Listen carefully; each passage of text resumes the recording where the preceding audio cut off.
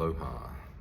Alrighty, welcome back, lovely faces. I want to go through Still in Town and just talk everyone through it, and then we'll finish off with punches, kicks, and any questions. Just to get everything perfect, because the first suggestion from my master, or from my teacher, was make your shapes beautiful first, because within the shapes and the structure lies an innate power already. So, and just to also, there's some pieces that you can really learn from the positions as you start. So you start with your feet actually touching at the beginning. So your feet touch down at the bottom. Now, as they touch down there, that gives you an awareness at the base of the center. So when your feet touch at the bottom, sense the base of the center and the crown, right? Above the crown, and you should be centering your intention straight away. So you're centering your intention. You bring the fists up, so as the fists come up, the center of mass comes forward. So the fists come up and the center of mass comes forward at the same time. So the center is essentially the first thing to physically move, right?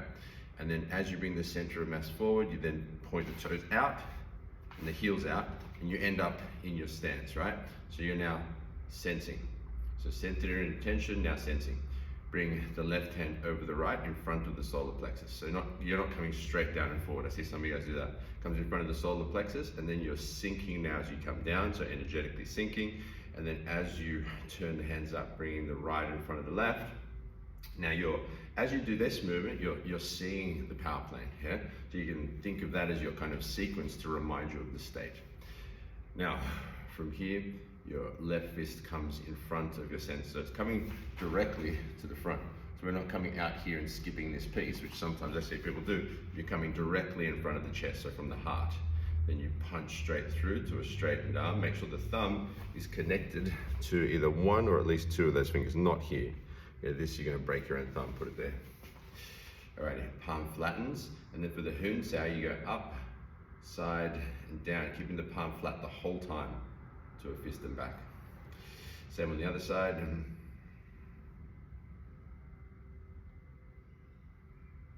Good. Now, as your palm opens for Tansau, straight away you should have a sense of the elbow, wrist, and fingertips all being funneled into the power plane.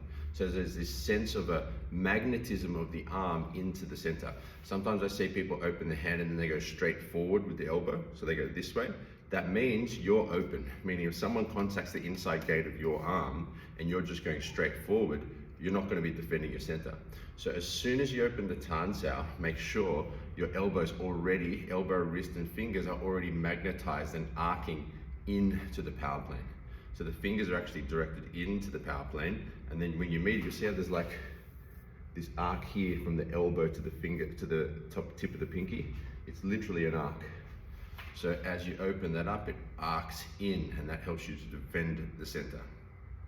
Your middle finger is kind of connecting to the power plane, so you get a good line through your finger and wrist to your center, to about 3/4 extension. Then fingers point up, side, down, coming around and back. So the height is here, just around the throat. Once you get about a fist distance from your chest, you turn over into Fuxia. As soon as the hand turns down towards Fuxia, so as soon as you do the first movement, so this happens, as soon as this happens, your elbow should already feel like there's an arciness or a deeper pull into the center. Because as you go backwards, yes, you're still arcing or aiming into the center, but structurally your elbow's going back and down. As soon as you start to turn this, structurally, physically, your elbow should be coming into the center in the similar way that the Tansau is. Once you reach 3/4 extension, flatten the palm, circle the hand all the way down, around, and coming back. So we normally do, 3 of these in the form traditionally, but when you practice on your own, feel free to do 1,000 if you want, just get into the flow of it. We'll just do once for this. So imagine you've done 3, and then from here you get about half a fist to a fist from your body, and then you parry across to your shoulder. Now, so it's just, you see I'm parrying. Depends on the breadth of your shoulders and the sort of flexibility in the moving arm as to how far it will go, so don't worry too much about that. Come back to the center, and then a palm strike straight down the center. Palm flattens, Gansau, making sure you keep the hand straight the whole time, to a fist and back. Then your other side opens, your right hand, so the same thing. Everything's already funneling into the power plane, elbows arcing, Getting all of your intention, energy, mass, momentum down this line constantly as usual. Once you reach 3/4 extension, fingers point up, side, down, coming around, and then coming back down through the power plane. So this should be directly in front of your spine, which gives it that support of the central pillar of your skeleton. Half a fist from the body into Fuchsau, making sure the elbow arcs into the power plane. 3/4 extension, flatten the palm fully, circling down and around and coming back through the power plane. Your resting fist should be, see how there's an upward angle? Sometimes people get lazy with this and they do that. So that means this isn't on. This must be on because this represents the other half of the body.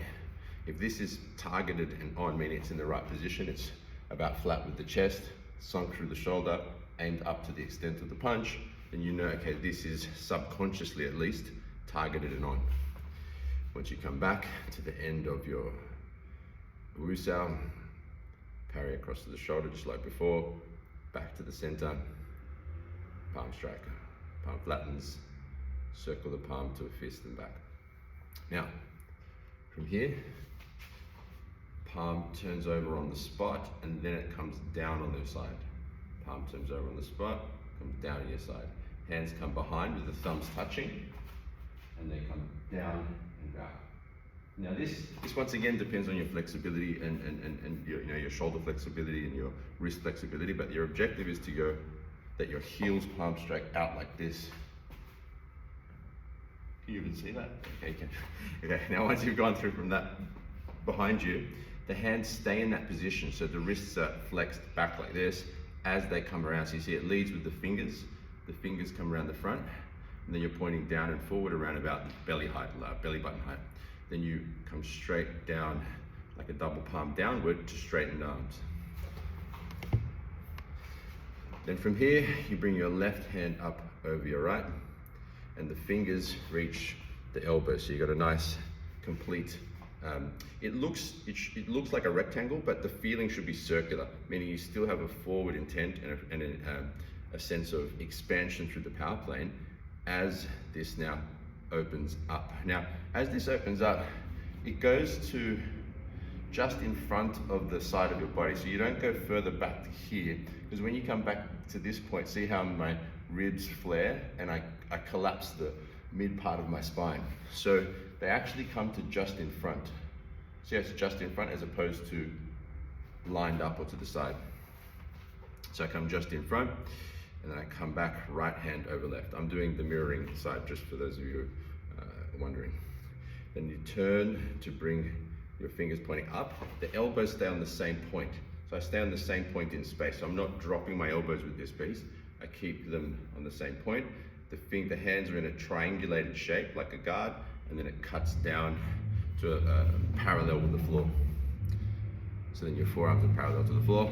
The palms then turn down, fingers pointing up to where you'd strike someone in the eyes approximately, and then you draw back towards yourself. This is a similar defensive movement to the Wusao, similar. And then you pierce up to about eye height, fingers then point up to the sky, arms are fully elongated, thumbs are touching, and then you come down with your fingers pointing up. Once you reach about belly button to hip height, you then point your fingers down, and then you come up with your fingers pointing down to then fists and back. Now from here, palm opens up and it's pointing already forward, but then it comes across to the shoulder, comes back to the armpit on like a 45-degree angle, and then it takes a straight line to the end of the power plane, or at least close to the end of the power plane, because the power plane goes to about here. Palm flat, Gansau to a fist and back. Same on the other side, opens up, comes across to the shoulder, back to the armpit on 45, to the end or towards the end of the power plane, palm flattens, circle the palm to a fist and back. Now Gansau, this one is the one that most people find tricky initially. So the palm opens up and comes down just below the belly button. Now there is a subtle bend. So you see how there's like a subtle bend this way, okay? Because it's taking this circle and spinning up through the center. But as it comes up through, it comes up more into more of a Tansau position. So there is a subtle movement of the wrist. You start off kind of like subtly like you're holding something here, and then the wrist comes up through the center and pierces in to the center at approximately your eye height, ending up in more of a Tansau shape. So it does change from this to this on the trajectory upward. Yeah? Now from here, you maintain the wrist on the center, and as the wrist comes down, your elbow joint and shoulder joint operate to bring it to this position. Common mistake here is that people do this. They drop the elbow and then they drop the elbow, meaning the shoulder joint turns to drop it, and then they just do the elbow joint like this. So they're kind of driving their force that way with the elbow joint. No, no, no, don't do that. This is, Gansau means plowing hand. So you're plowing forward. From the high Tansau position, you're targeting the blade inside of the blade of the forearm forward. So it's like you're plowing forward with the elbow, wrist and hand, not swinging outward with the elbow joint. So not this, plowing this way. So you see how it finishes with the directionality in that way. Then from here, you now have the palm down in a flattened position and coming back up, keeping the wrist on center, and it comes up into the center again. Sorry, 1 second, the sun's in my eyes. Alrighty, that's better. Okay, so then from here, coming back up to a Tansau at about throat height. Okay, then the hand comes up, turns down. As it turns down, it's like if you're looking at yourself, it looks like it's pointing towards your resting fist. You see it's just pointing to the side.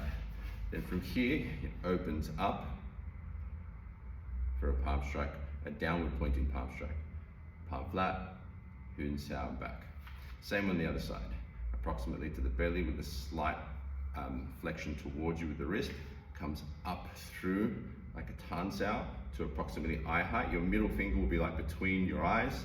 Then you're dropping the elbow with a forward intent, and the elbow and shoulder operate simultaneously to plow forward. So you think, okay, it's plowing forward, not sideways, plowing forward. Then from here, you come back up through the center to about throat height, turn down towards the other hand, open up, downward palm strike, palm flat, circle the palm to a fist and back. Now from here, your left hand opens up and it's already pointed to the end of the power plane.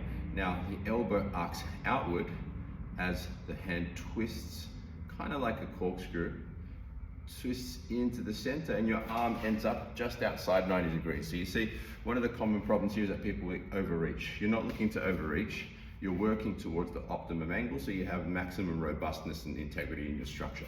You can extend and retract depending on the situation in an applied situation. From here, the wrist stays on the center, palm goes to turn up. Common mistake here is this, pushing the wrist outward, which leads to tension in the shoulder when you play Tansau, and also a non-protected center because your force is going that way, not this way. So think of it more like a drill.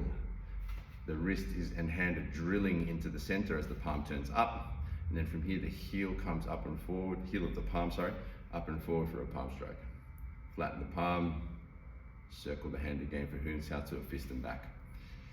Right hand opens up, aim to the end of the power plane, turning in space, elbow arcs out, ending in about parallel to the floor and slightly around chin, throat height, at about just above 90-degree bend. Wrist stays on center as the palm turns up. Heel comes up for a heel palm strike, circle the palm to a fist and back. Now your left hand comes in front of the solar plexus with a subtle bend at the wrist, so similar to the first Tansau that we do, and then it comes down and forward and it cuts with this part of the arm. So Tansau means cutting hand, so this part is cutting. Common mistake here is that people just stick their finger into the center. Now that's not what we're doing. You're cutting with this part, from the pinky to the elbow, cutting through. Now from here, your other hand points over the elbow, so you're pointing the fingers down over the elbow as they turn and replace. So you turn, cutting with the forearm and replacing with the other hand 6 times. Then your left fist comes to your center, same punch as we did at the beginning, coming forward. As the left hand punches, the other hand comes back to the heart. and then you switch. Backhand takes a straight line, front hand drops. Now what you'll notice is as you drop the front hand, the angle at the base of the wrist slightly collapses. Now that subtle collapse of the wrist helps you create space for the punch, but that acts as a latch, meaning if you're in contact with the person, that subtle dropping of the wrist connects to and controls the person, which could be changed to like a futsal latch if necessary, but you're using this subtle hook there. So front hand drops that angle slightly, this one, as the backhand punches in a straight line. And that also helps clear space so you don't end up punching your own hand. But it's only a very subtle angle.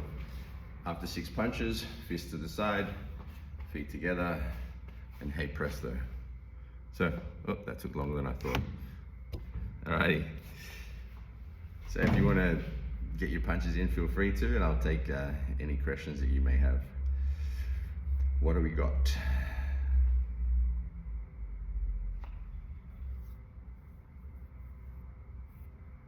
So on the Gansau, they like Tansau, but you know me, I need it to be like super specific. So how much like? I say like Tansau because sure. I say like Tansau because technically Tansau is from this position through to here. So this is like the Tansau movement, right? And I say like Tansau because it's starting lower and then coming up, but the hand shape is a Tansau. Right? Technically, this is the Gansau. Technically, this is Gansau, right? But for simplicity, I just call this up guard, down guard, just for communication purposes. But the hand position is the same as Tansau. But the height is different. I thought Tansau was a little bit more like that. Well, this is Tansau, this is Tansau, this is Tansau, this is Tansau, this is Tansau, this is Tansau, this is Tansau, this is Tansau. So it's the lay flat hand. Yeah, Tansau means lay flat. So the hand's laid flat. So you could say that this is a Tansau, this is a Tansau, this is a Tansau, this is a Tansau. But once you start coming back past that point, now it starts moving into Gansau range because you're now using the arc in this direction as opposed to an expanded direction. The Tansau expands forward, the Gansau arcs and expands forward. They're different. So that's why I say like. Yeah, that's why I say like Tansau, because it's like it. I mean, technically it is a Tansau, but I mean positionally, it's not like the sequence of Tansau. Good question. Yeah, that's the answer. I just wanted. So basically, so perfectly straight is like. You can say straight is Tan. And then this, and then 1 degree past that's Tansau, and then 1 degree back this way starts going into Gansau. Yes, that's moving towards a Gansau type shape. That's right. Gotcha. No worries. Yes. Good. Pleasure. That 1 degree really helps. Oh, look at Dave's line. That looks good. Dave's got an actual power plane. He's manifested a power plane. It's just hanging. It's great for doing exactly this. That's cool. Uh-oh. Would you mind showing the hand position again after the Tansau that Chijo was talking about? Sorry? So I just cut out. Someone rang me again. When you come back up here, yep. Is the hand to yep, that part. So from here, the fingers point up. So you go from here, go up, and then you take you turn to the side all the way down to the point where if you maintain the elbow and wrist in the same position to the furthest point before the elbow starts to turn, because any further my elbow and wrist are going to change position. So I come forward to this point, I come up and to the side, and you pretty much end up pointing down towards this hand in that direction, not exactly, so it's pointed that way, but if you look at yourself in the mirror, it looks like it's pointed to this hand. And then it opens up along the base of that rotation. So you're opening up on this hinge here. So you see how it stays on that same downward angle. Problem people have with this often is that they just come up because it's easier on their wrist, but you actually keep it down. Keep it down, yeah. Okay, and then you come up. Okay. Pleasure. All right, guys, enjoy the rest of your day. Look forward to seeing you on our next sessions. Peace. Thanks. Love that line there, Dave.